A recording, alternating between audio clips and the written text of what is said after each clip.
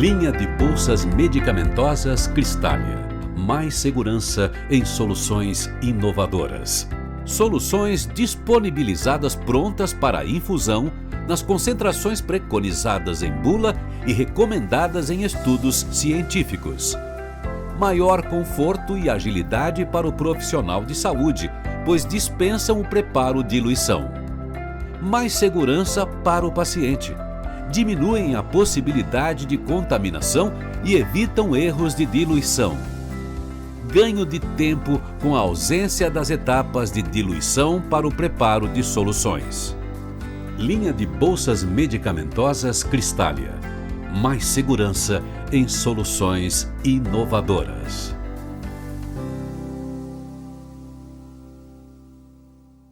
Olá, eu sou Caio Gouveia, esse é o AmibCast. Mais polêmico do que discutir opioides na madrugada no grupo do WhatsApp da UTI. Para falar desse tema aqui, em parceria hoje com a Cristália, o tema é morfina. Por que tememos tanto? Eu tô aqui com uma grande novidade para você, novidade, hein?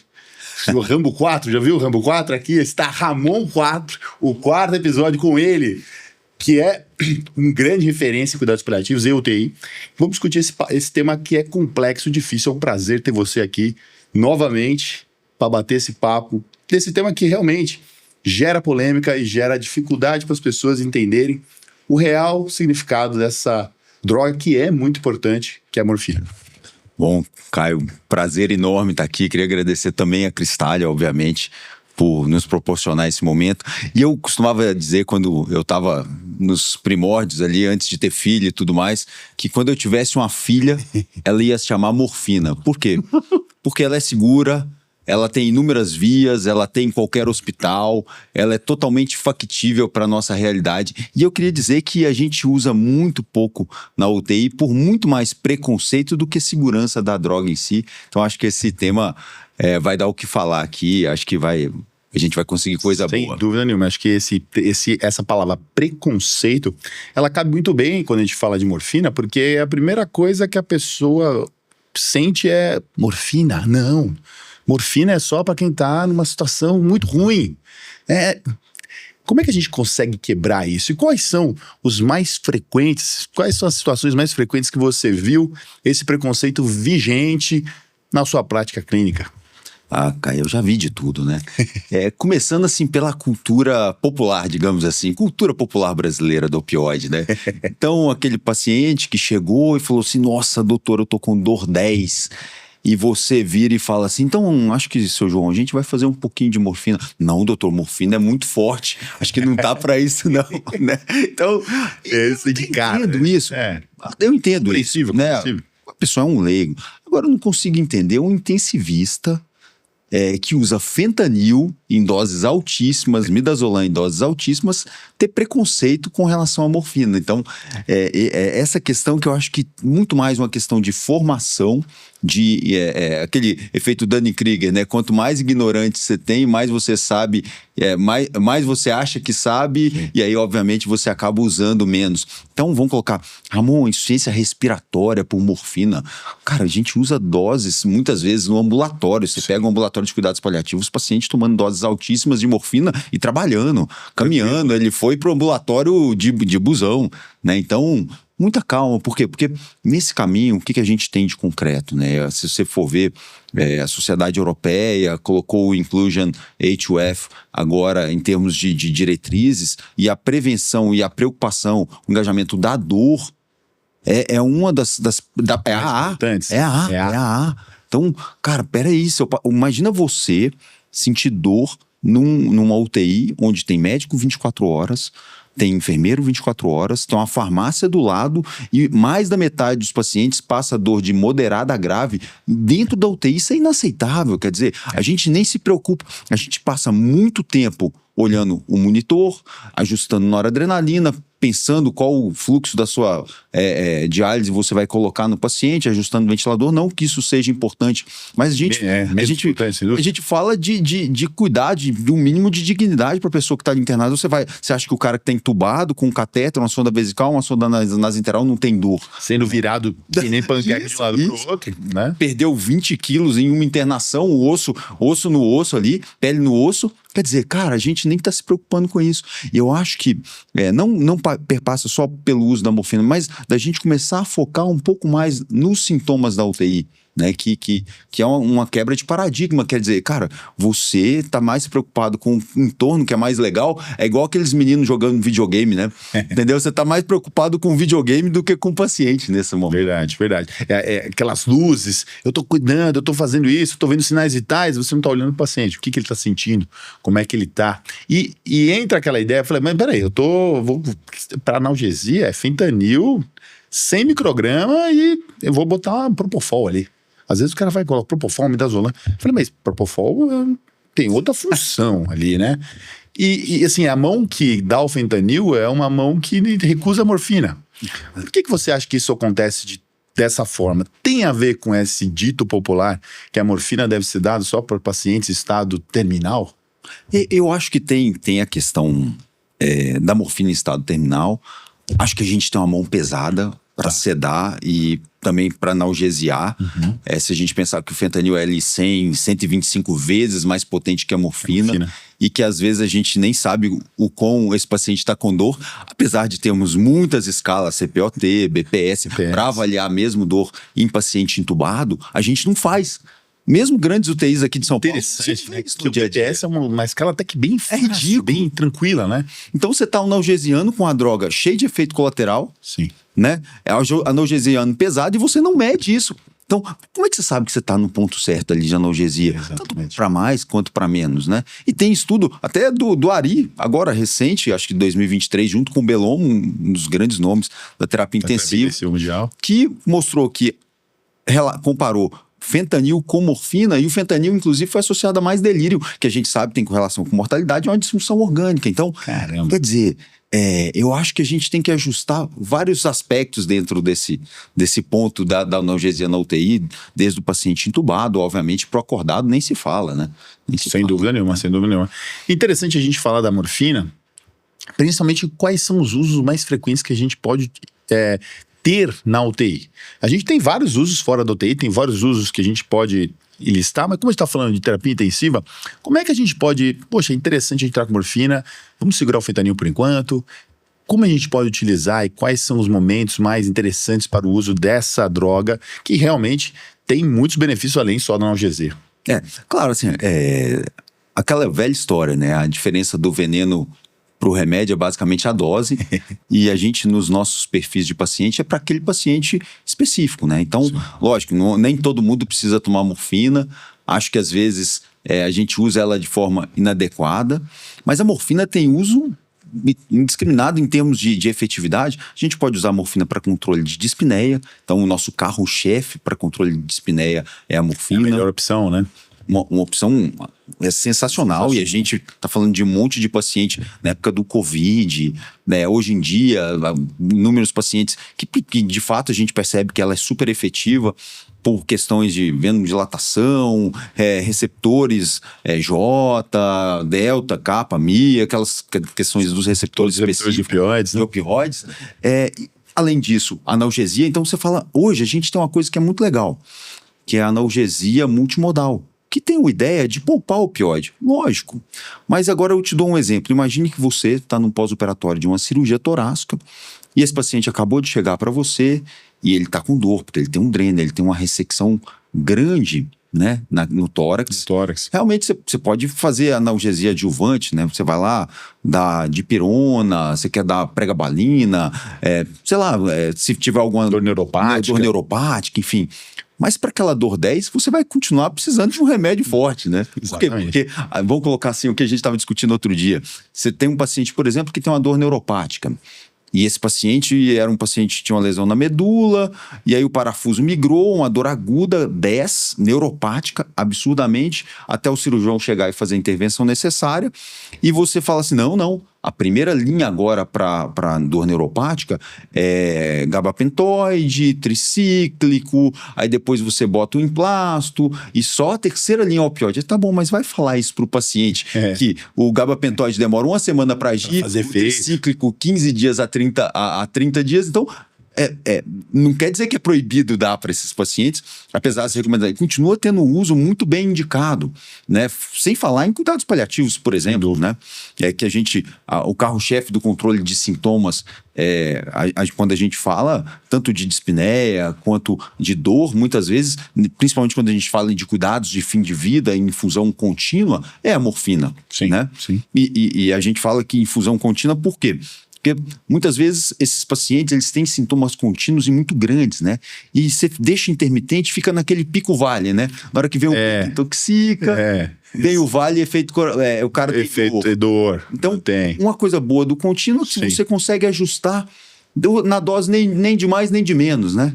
Do paciente, e isso eu acho que é um benefício grande. Então, acho que a morfina, lógico, ressalto, ela tem os efeitos colaterais que são muito bem descritos, mas uma vez utilizados, se você está usando a morfina, você tem que saber quais são os efeitos colaterais, qual que é a meia-vida, quais são as indicações, como qualquer outro remédio. Sim. Então, só ficar de olho, né? Tá constipado, bota um laxante. Risco de retenção vesical, fica de olho na retenção vesical, principalmente na UTI, que você tenha lá um ultrassom na beira-leite, não precisa nem passar uma sonda. Mais fácil, né? Muito mais fácil, muito mais tranquilo. Você não precisa testar, lavar a sonda. Lavar a sonda, vamos passar a sonda nível, É verdade, isso é verdade. Hoje em dia a gente pode aliar a tecnologia para poder diagnosticar os efeitos colaterais de uma droga. Isso é super interessante. Falando de morfina, você falou bem desses usos que a gente, de certa forma, tem, o benefício que ela pode ter. Eu vou pensar em alguma coisa aqui para falar exatamente a questão de quando que eu posso substituir ela ao fentanil. Na verdade, no lugar do fentanil, eu colocar a morfina, considerando o paciente numa sedação, que eu tenho como alvo, pensando no paciente de ventilação mecânica. Eu acho que esse estudo do Ari, especificamente, era em ventilação mecânica. Então, eu acho que tem muito a questão da cultura, que a gente, há algum tempo, vem utilizando o fentanil, e realmente, em casos em que você precisa de uma analgesia mais potente, muitas vezes ele se faz necessário, obviamente. Sim. Não há. Ele é mais potente mesmo por questão de receptor e tudo mais. Perfeito. Isso é inequívoco, não tem o que discutir. Mas o que eu percebo é que muitas vezes a gente utiliza o fentanil muito mais por uma prática. E aquela velha história, a gente utiliza mais do que costume, precisa. né? Costume. E às vezes, não sei se você tem essa impressão, aí você vai e faz assim, eu tô querendo começar a desmamar esse fentanil, e aí faz um exercício. Pega a dose do fentanil que você tá usando e faz a conversão para morfina. Na hora que você faz a conversão, você assusta. Assusta absurdamente. Porque você fala, meu Deus, não é possível, eu não tô dando essa dose. Tá assim, então acho que às vezes, em termos culturais, essa questão do fentanil, ela te propicia muito mais remédio do que você, às vezes, precisa. E, obviamente, vem com outros... Vem com efeitos adversos, né? Entre eles, bloqueio do centro respiratório, até hiperalgesia, quando usado muito tempo. E aí, falando sobre hiperalgesia, será que é uma possibilidade de a gente pensar, quando o paciente está tendo algum sinal de dor a despeito do uso do fentanil, a gente rodar esse opioide? Uma das opções, assim, não é raro, né? A hiperalgesia, isso acontece com alguma frequência. E rodar opioide é uma possibilidade, é boa. O uso da ketamina também, especificamente nesses casos, é muito legal, porque a ketamina, além dos receptores, ela age em sódio, potássio, cálcio, anti-NMDA, ela é animal. Então, eu acho que é uma boa opção também nesses casos em que você tem hiperalgesia ao uso de opioide, então é bem bacana. Lembrando que dentro do seu arsenal, assim, né, e do que a gente tem, o rodízio de opioide é super útil em vários aspectos, né? Várias situações. Tanto com, sei lá, eu tô com um paciente, está em uso de fentanil altas doses, eu tô fazendo o desmame desse fentanil, tô pensando em tirar esse fentanil eventualmente para pensar até numa extubação de um segundo momento, ou o paciente já está traqueostomizado, como é que você vai fazer essa transição? Será que você vai deixar alguma coisa por sonda? Lembrando que a morfina tem esses aspectos, né? Ela tem um monte de via, né?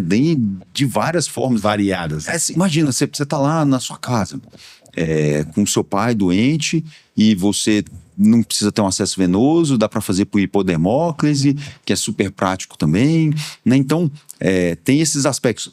ressalto, né? É sempre importante lembrar que a morfina não é isenta de risco. Sim, em todo medicamento, né? Principalmente. Todo. E qual o principal que eu vejo, a principal regra de ouro para você proteger o paciente dos efeitos colaterais, não só desse remédio, mas de qualquer outro? A orientação. Então, você fala, olha, o seu José, por exemplo, está com um paciente em casa, ou um paciente que você vai começar, por exemplo, tá em uso de morfina em doses mais altas para controle de sintoma, controle de dor, controle de dispneia. Fala assim, ó, se você começar achar que tá ficando meio confuso, que tá começando a ficar difícil para fazer cocô, tá difícil para fazer xixi, você vai avisa, barriga doendo, aí começa a coçar, né, principalmente no rosto, assim, você vê que uma coceirinha no nariz, assim, você me avise, porque a gente pode diminuir, porque pode ser morfina. Pode ser morfina que pode estar causando efeito colateral específico ali dela. Não é agora você fala, Ramon, cara, eu fiz 2 miligramas de morfina num paciente que chegou aqui no pós-operatório e ele fez uma insuficiência, um rebaixamento de nível de consciência com uma parada respiratória. Mentira. Adulto? Duvido, né, cara? Difícil, muito difícil. É muito difícil. É muito mais fácil ser outra coisa. Isso. Rotação de sedação que foi naquele pós-operatório, né? E recirculou, é verdade. Isso acontece com muita frequência, né? A gente vai, às vezes, dar culpa na morfina que foi feita porque o cara tava com dor. Né? Então, tem muito disso. Tem muitas questões da morfina. E o interessante é quando a gente vai colocar morfina pro paciente que tá acordado. A via que eu mais gosto de utilizar é oral. Porque é uma via, que a minha vida é legal, a gente tem, de certa forma, um controle maior do paciente, porque ele tá vendo aquilo lá, né? Tá comendo, tá? Não é nada... Porque tem o delírio também, que fala, vocês estão pondo em mim aqui. É isso. Tem muito isso. Então a via oral, se é possível, é maravilhosa. E aí, quando a gente fala assim, vou dar morfina pro senhor, você tem algum problema? Não, mas morfina? Precisa mesmo morfina? Porque morfina, eu vi que o meu tio que tava lá começou a tomar morfina e morreu. Eu falei, calma, não é bem isso. Morreu de jogo, não foi a morfina que morreu, matou. Foi, na verdade, outras coisas. Ela ajudou, aqui é pra controlar a dor. Esse é o ponto. Aí a gente tem que entrar. Agora, se eu falar qualquer outra medicação, mas se eu falar, porque é uma coisa que a gente não tá usando, meperidina, nem tá usando mais, isso aí, você fala não, tá bom. Tá tranquilo. Então, esse estigma é bem interessante. E eu falo, quando a gente deve pensar em vias, falando em via, no paciente internado na UTI, além, obviamente, de a gente não ter o trato gastrointestinal, quando a gente deve pensar no endovenoso, vamos excluir a ideia do trato gastrointestinal, vamos dizer que o paciente, essa é uma indicação garantida, mas quando a gente tem que pensar no endovenoso e como que a gente deve fazer em situações específicas. Por exemplo, vou colocar 2 casos aqui. Paciente que está com uma dor por causa de um dreno, uma dor contínua, como a gente deve utilizar essa morfina? E no paciente que está com uma dor aguda no pós-operatório, especificamente por causa da ferida operatória, que você já fez a dipirona inicial, essa dor piorou, como é que a gente poderia considerar isso? E numa situação extra, né, um caso 3, um paciente que tem uma dor forte, já está com doses mais altas de morfina intermitentes, e ele sempre perde um bolos, ele sempre perde algo a mais, né? E esse funciona, mas demora muito para chegar. Quais são as possibilidades em cada um desses casos que a gente enumerou aí? Fica tranquilo que eu lembro todos eles. Eu já botei os 3 de uma vez. Eu já falei, tarefa, prova de tiro. Eu dei aquela bugada, hein, Caio? Opa, o que você tá falando aí? Assim, eu acho que... Até eu buguei. Que uma coisa animal, assim, que tem na morfina, você tá ali. Em geral, nossos pacientes têm um acesso venoso, tem uma PIC, tem um catéter central. Tem tudo. E ele tá num momento de uma dor 10, você não vai fazer até judiação. Você fala, não, então eu vou fazer aqui via oral, e aí vai melhorar. Aqui até a absorção, pico de medicamento. Então você pega ali, fazendo venoso, em torno de 15, 20 minutos, já tá começando a agir. Perfeito. O cara tá melhor. Isso é gente, lembrando que dor é uma urgência. É uma urgência. Né? É o quinto sinal vital. Não é aceitável você deixar essa pessoa passando aperto ali. Então eu acho que isso é um efeito bem legal. E é uma coisa que saiu, que vem em voga há algum tempo, mas eu fico vendo nos últimos 2, 3 anos, é que as pessoas têm muito preconceito com a morfina, né? E aqui tem aquele paciente do pós-operatório, e aí o pós-operatório chega, e aí você dá aquele tramalzinho de horário, e o cara operou a barriga, o que vai adiantar? Quem já tomou tramal sabe, né? É uma maravilha. Uma maravilha. Isso, EV ainda, né? EV. O endovenoso. Correu rápido, então, meu amigo, você vomita na hora, né? E aí, o que você faz? Você faz um Zofran. Então, lembrando que o tramal, além dos receptores de morfina, delta, né? Ele também é serotonérgico. Então, na hora que você faz o Zofran, que bloqueia, você com corta tramal, então, que é o que você trava tudo. Tá tudo errado, né? E os últimos estudos têm mostrado que na dor não neuropática, doses de morfina baixa, doses de opioides fortes baixos, opioides fortes, metadona, principalmente a morfina, são mais eficientes e com menos efeitos colaterais do que opioides fracos. Então, codeína. Então, o paciente fala, não, doutor, por favor, é só uma cirurgia, eu não queria fazer, faz só um tramal, ou faz só uma codeína. Mas fala assim, seu José, que os estudos mostram, né? Não, lógico, você não vai falar isso. Você ia dar uma engambelada, né? Lógico que não. Mas mostram que é mais eficiente, com menos efeitos colaterais, você utilizar o opioide forte do que esses opioides que a gente usa de forma corriqueira, né? Você tem que falar assim com o cirurgião, né? É isso. Os estudos mostram. Claro. Inclusive, né? É um fato. Cara, você vai usar codeína tranca o intestino, cara. Tranca absurdamente. Você vai usar no pós-operatório de uma colectomia, de qualquer coisa intestinal, você não faz menor sentido. Os dois campeões de travar intestino é tramadol e codeína. Exato, e trava mesmo. Os campeões. Né?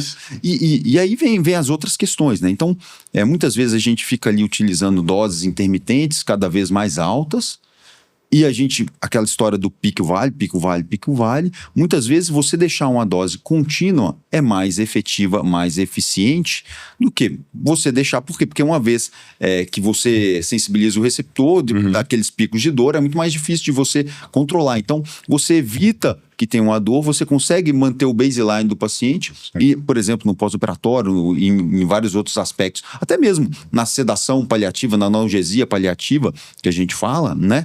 Evita aqueles momentos de intermitência que muitas vezes você deixa lacunas de sintoma e quando você faz o resgate, você precisa de doses mais altas que vêm com mais efeitos colaterais do que se você deixar a dose contínua. Lógico, tem inúmeras possibilidades de infusão hoje, por exemplo, no pós-operatório, você pode fazer com PCA, morfina com ketamina, morfina pura, ou outras coisas também, dependendo de associações, até com, sei lá, ropivacaína. Né? Então, aí fica a critério, logicamente, do seu paciente, de você conseguir adaptar. Acho que uma coisa muito importante que ajuda a gente a não sobrecarregar a morfina no trabalho dela, a gente não esquecer da adjuvância.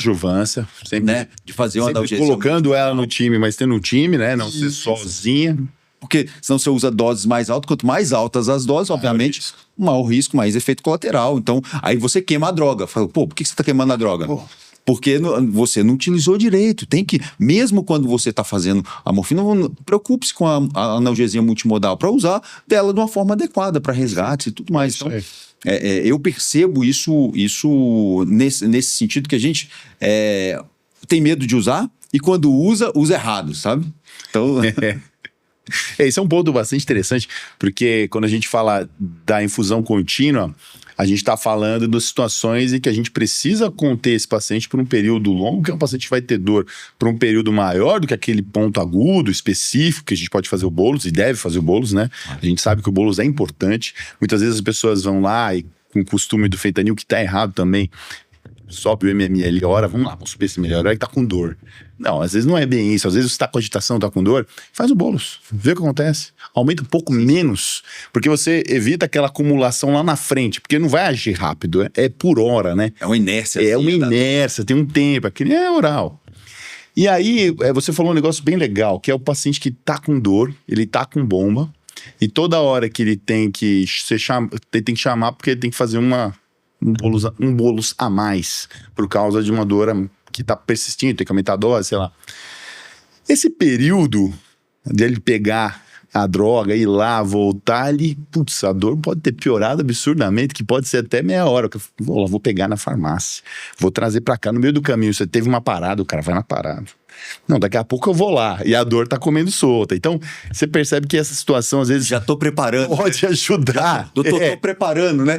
Respira, né? E aí você falou um negócio que é muito legal, que é o PCA, né? Que o paciente consegue dar esse bolus, obviamente medido, controlado, tudo previamente na máquina, programado pelo assistente intensivista, o enfermeiro intensivista que está lá cuidando.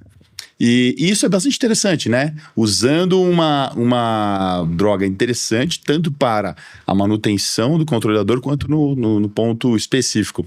E aí eu entro numa ideia bem interessante, falando da morfina. A gente sabe que tem a ampola de 10 miligramas com 1 ml. A gente tem a de 1 miligrama por ml, que são 2 ml, então 2 miligramas. E a gente tem poucas outras opções. E aí, quando a gente pede para formular uma bolsa para contínua, como é que a gente faz? Qual é a sua experiência? O que você faz? Eu já vi muita gente colocando 1 para 1. Me dá um medo danado essa solução 1 para 1. Fico meio preocupado. Mas muita gente faz isso. Como é que é o seu dia a dia? Como é que você utiliza a morfina nesses casos que a gente faz infusão contínua? Pô, Caio, isso aí, eu acho que eu vivi uma experiência ruim na época da pandemia, que acabou tudo, né? Acabou tudo. E aí não tinha padronização de nada, né? Então você chegava lá, tava um paciente correndo midazolam, morfina, fentanil. Cada um de um jeito. Cada um de um jeito, cada paciente de um jeito. Você não sabe a dose que tá. Caramba, o que tá acontecendo aqui, né? E isso é um aspecto muito importante. Então, no nosso hospital, a padronização para UTI, ela é uma padronização 1 para 1. 1 para 1. Então, isso é concentrado, eu concordo com você. Sim. Tanto que pro andar, essa padronização ela não segue. Já muda. Ela já muda. Aí é uma solução mais diluída. Então, por exemplo, eventualmente o paciente está na UTI, fechou diretivas, começou morfina contínua, o pessoal do cuidado paliativo vem, estabelece o vínculo, vai levar o paciente para o andar, a gente já faz a conversão para a solução deles e esse paciente sai na solução que é preconizada, padronizada na enfermaria. Na UTI, eu vejo que essa solução ela é boa, por quê? Porque nossos doentes muitas vezes não toleram muito volume, ela é uma solução um pouco mais concentrada, a gente consegue ficar em cima, se aumentar ou diminuir, é fácil de você controlar, você está meio em cima, então a gente optou por fazer essa solução de uma forma mais segura. Mais segura. Só dentro da UTI, não na enfermaria, mas que pra gente não tem grandes problemas, assim, porque tudo é feito em bomba de infusão, né? A gente não deixa correr no microgotas, igual... que é um perigo danado. É um perigo danado. Então, a minha impressão que essa concentração para um paciente de UTI, estando monitorizado, orientado, com a equipe treinada em cima, é uma concentração que eu julgo aceitável, segura. Para a enfermaria, eu já não sei. Talvez precise de algo mais diluído, assim, né? E aquela grande questão que o mais importante é que seja padronizado. Por quê? Para quando você chegar lá e você está vendo que uma bomba de morfina está correndo, você sabe exatamente que aqueles 3 ml significam que está 3 miligramas. Perfeito. E pronto. Então, e a mesma coisa, não tem susto nesse sentido, porque eu já vi muita coisa acontecer por falta de padronização nesse sentido de soluções. Perfeito. Né? Isso é relevante, sim. É interessante esse ponto que você falou da padronização, porque é algo que, de certa forma, é perigoso, porque a gente pode entender que está numa dose e está em outra, às vezes a bomba não está espaçando. Puro, né? Já vi. Puro. E também tem o fato de quando que a gente vai trocar, porque vamos convir, tá na UTI. Tudo bem, dói em 3 miligramas por hora, é uma dose que vai dar 72 miligramas a dia, que se a gente considerar ali a morfina via oral, daria algo em torno de 200 e pouco. É 1 para 3. 1 para 3, dá 210. Que é uma dose que assusta, né? Tudo bem, comparado com fentanil, é entendível, dá pra entender. Só que às vezes eu quero dar uma dose menor, é um paciente que tá um pós-operatório, ele tá na UTI, mas tá em pós-operatório, eu quero dar uma dose menor, apesar de ser contínua. E aí fica difícil eu colocar uma dose muito baixa ou muito alta, ou deixar livre ali para aumentar.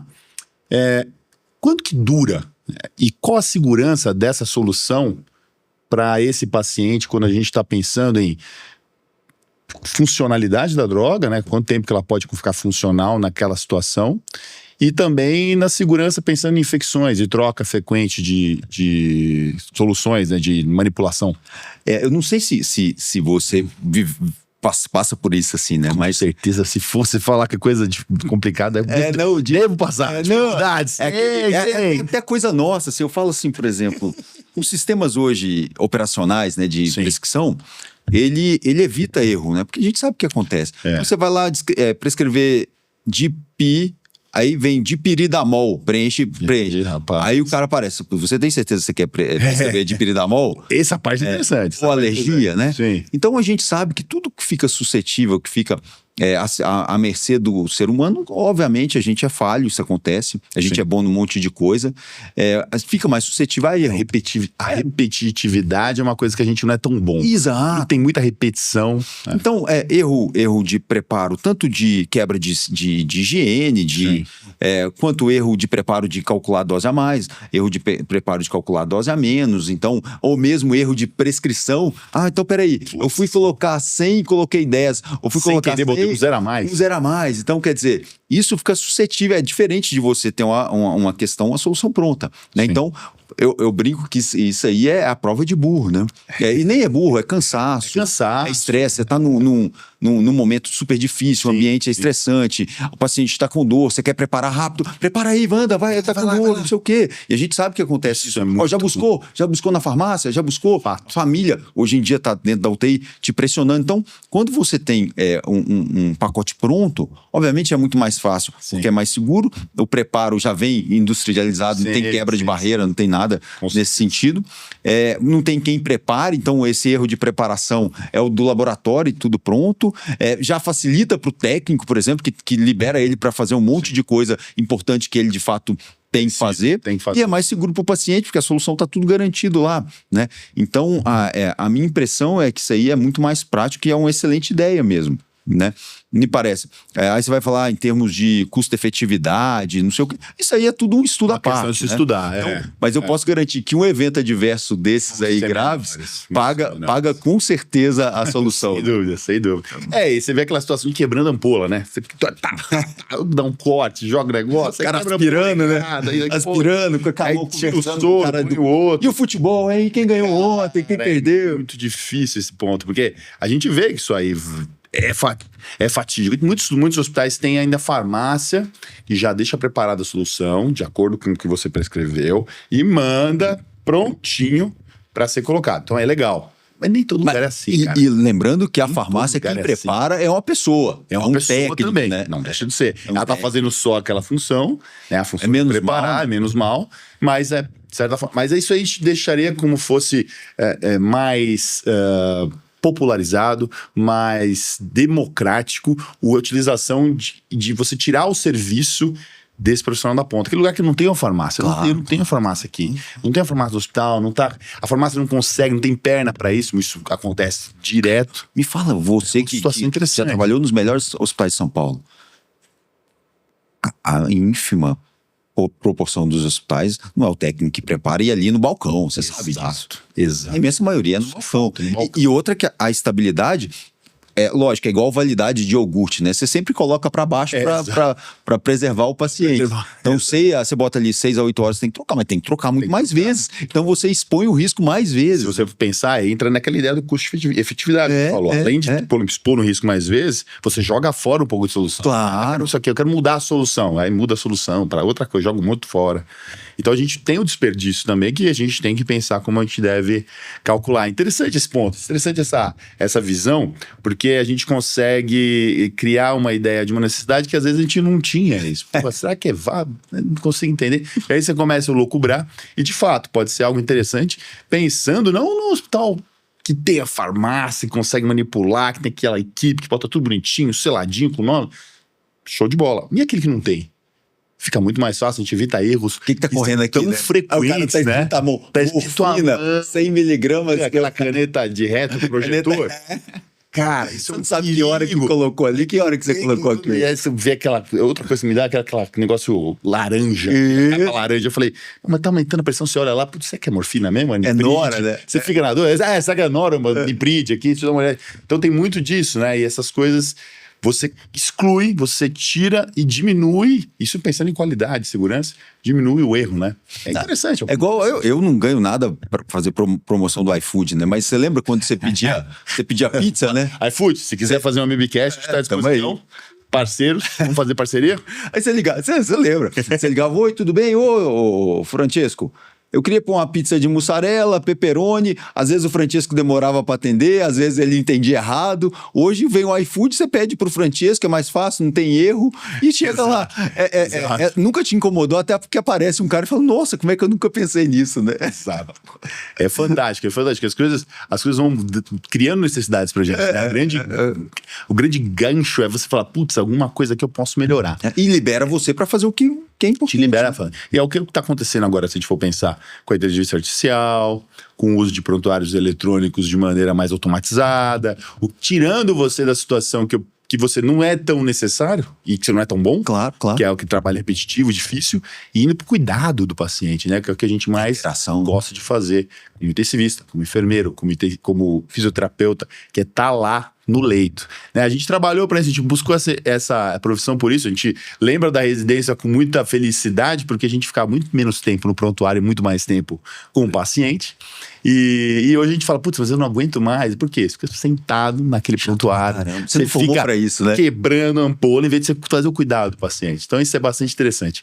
Bom, pessoal, esse foi o AmebCast, parceiros Cristália, um bate-papo sobre essa droga que a gente tem que parar de ter preconceito, que é a morfina, que é uma droga super interessante, com várias utilizações e pode sim ser um adjuvante interessante no controle de dor, sendo o principal em alguns casos, e a gente não pode ter esse medo de poder utilizá-la em diversas situações.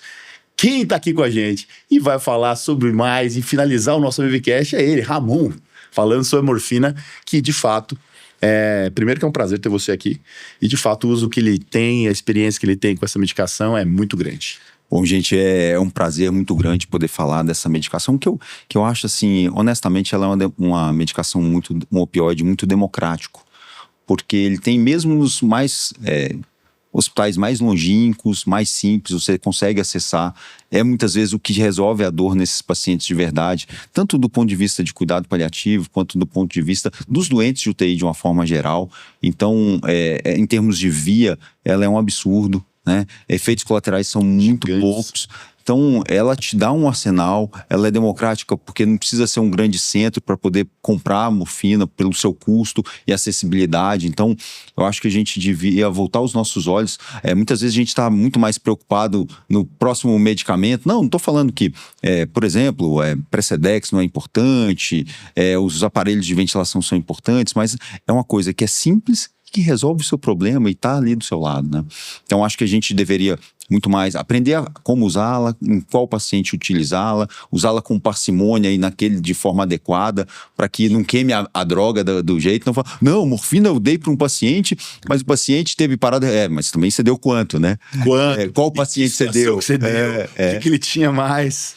Né? Então, às vezes a culpabilidade da droga é muito complexa, até porque ela nasceu numa situação também meio difícil. Claro. Mas hoje em dia a gente sabe que é uma droga segura, tem uma farmacocinética extremamente bem conhecida, diferentemente de outras drogas que a gente também tem uso que são muito boas, por exemplo, a metadona, que a farmacocinética é muito mais complexa. Arriscado. E tirar esse preconceito e usar todos os arsenais que a gente tem, né? É isso mesmo. Fica essa mensagem? Sem dúvida nenhuma, Caio. Prazer enorme ter você aqui. E esse foi o AmebCast. Não perca esse episódio.